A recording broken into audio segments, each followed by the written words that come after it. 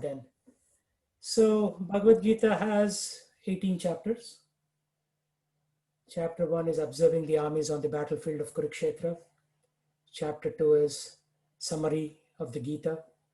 And then from 3 till 6 is the yoga ladder, where you go step by step improving the quality of your soul through karma, action, through jnana, knowledge, through action in Krishna consciousness, like action done for Krishna. Then finally, in chapter 6, dhyana or meditation.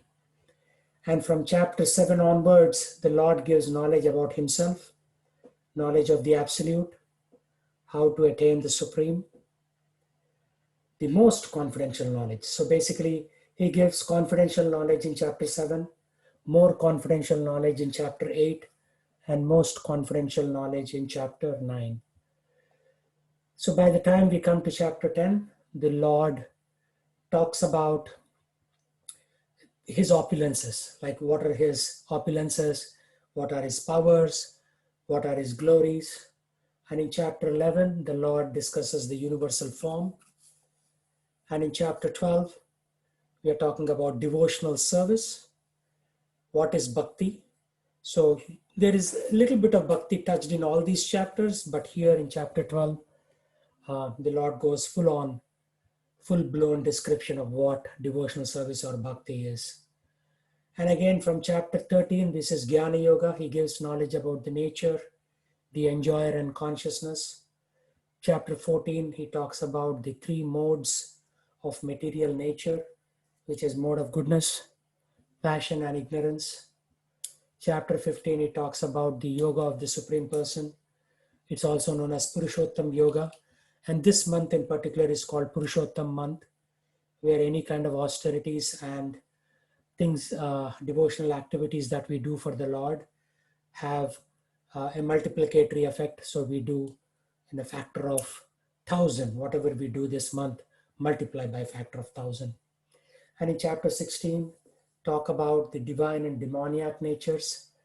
Some people in this world are divine, a large number of people are demoniac. So that division of characteristics is discussed. And in chapter 17, there are divisions of faith. So why do we have so many religions in this world? Lord describes in chapter 17 that according to the 3 modes of material nature, like some people are in the mode of ignorance, so they follow devotional practices according to their mode. So they may worship ghosts, they may hang around in crematoriums or cemeteries, they may be awake all night. So they are in the mode of ignorance. And then there are people in the mode of passion who typically go after name, fame, wealth, like that. And then there are people in the mode of goodness who will basically follow devotional activities, follow goodness activities. They do not hanker for a lot of material achievement. And then based on in which of these 3 categories one is, they follow a particular type of faith and religion. That's why we have thousands of religions, because in each one of these 3 categories, there are different religions. And then in chapter 18, it is the conclusion or perfection of renunciation. So here the Lord concludes discussion about renunciation or giving up everything. Every chapter in Bhagavad Gita is about giving up your connections to this material world.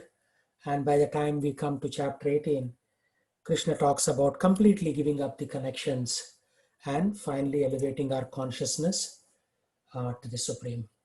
So that in a nutshell is the aerial overview or summary of the Bhagavad Gita.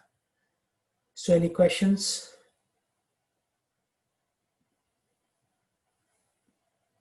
And we'll deep dive into specific topics, but I just wanted to revise for Serena's sake what Bhagavad Gita is. Thank you for that.